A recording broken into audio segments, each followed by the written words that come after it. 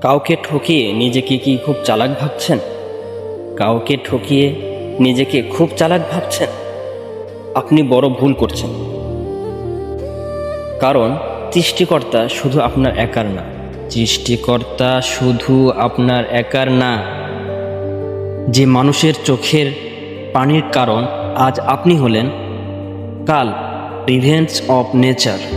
Revenge of nature কারণ অর্থাৎ প্রকৃতির প্রতিশোধ এর মুখোমুখি আপনাকেও হতে হবে। কারণ প্রকৃতির প্রতিশোধ কখনো ছাড় দেয় না। যে আল্লাহ আপনার, সে আল্লাহ কুল কায়নাত, পুরা পৃথিবীর।